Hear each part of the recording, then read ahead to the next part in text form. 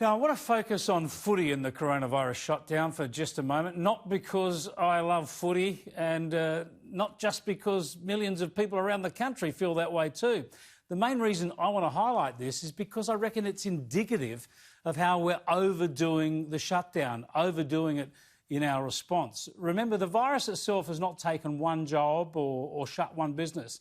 It's our response to the virus, our justifiable, deliberate efforts to slow its spread that have slammed the economy. So we've got to make sure that governments don't go too far.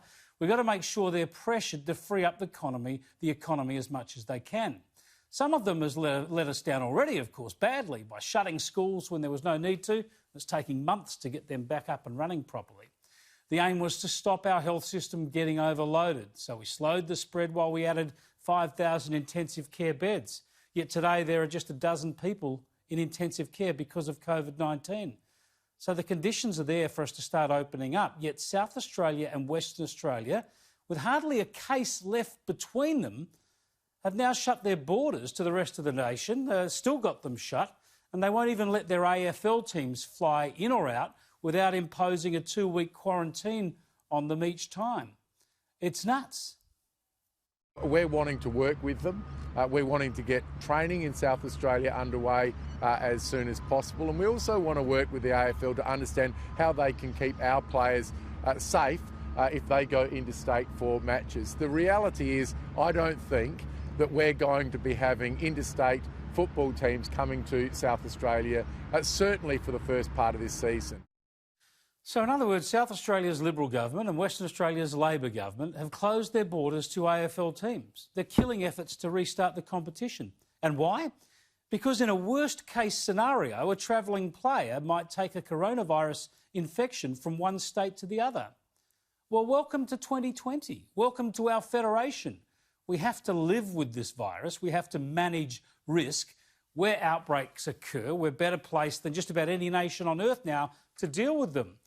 But it's worse than that, because the plans put forward by the AFL teams for testing and isolation, well, they reduce the risk dramatically. Here's West Australian infectious diseases expert Dr. Collignon. This is perfectly safe. They're flying over on chartered flights, they go into isolation in a hotel, they come to ultra-clean rooms, play the game, go back to the rooms are terminally cleaned. They either stay the night in the hotel depending on what time the game finishes, or they fly back on a chartered flight that evening and are then retested in the next training cycle. This is the best infection control you can get. It is beyond elite infection control.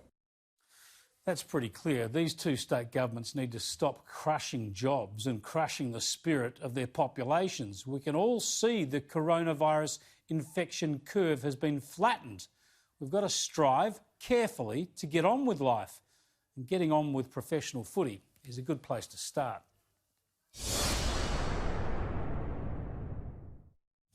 Let's go to Canberra now and catch up with our infectious diseases expert, Professor Peter Collignon, on our weekly chat with him. Thanks for joining us again, Peter. I don't know whether you've looked carefully at what the AFL's proposing to do, but surely when you're looking at risk management, this is something that should be able to be managed.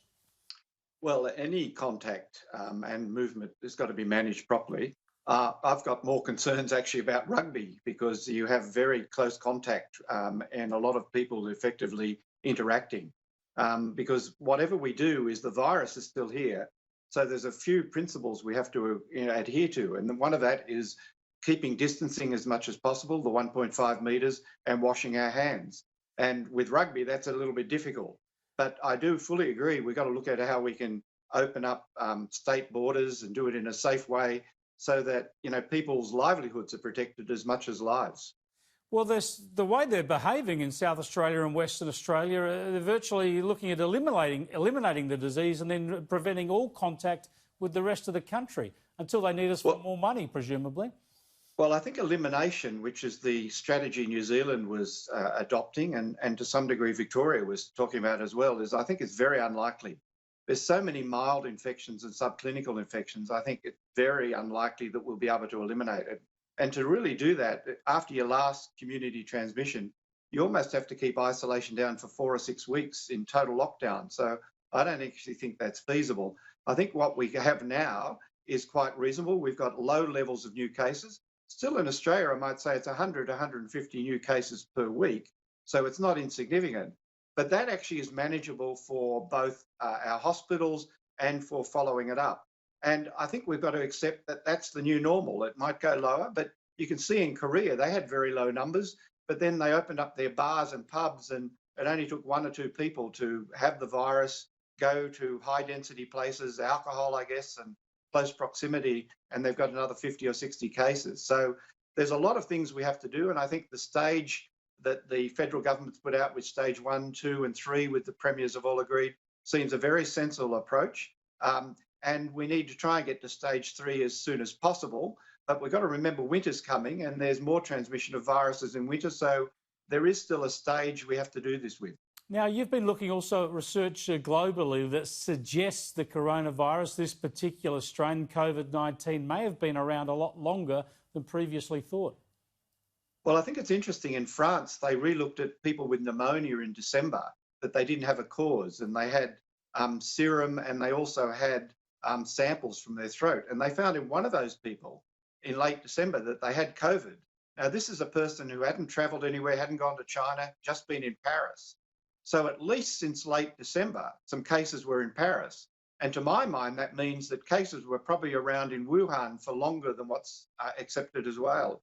I mean, China did try and, in fact, I guess, hide this till at least early January, if not mid-January. And the first reported case there is supposedly in mid-November. But I would think it's probably a couple of months before that. So maybe it all started there in September or October, multiplied there, then travelled all around the world, because Wuhan is a big centre. And the major cities, New York, London, Paris, are probably favoured destinations. And that's maybe why they've got so many cases, because, again, in a lot of those cities, they probably had a month, if not 2 months, of uncontrolled spread that wasn't realised, because it looked for most people just like another dose of the flu or the common cold. And it wasn't until a lot of people started dying, particularly in the elderly, that they thought, oh, there's something going on, and then do a lot of testing. Australia, luckily, hasn't been in that position and will unlikely ever be in that position. Yeah, great stuff. Thanks for joining us again, Peter. Thank you.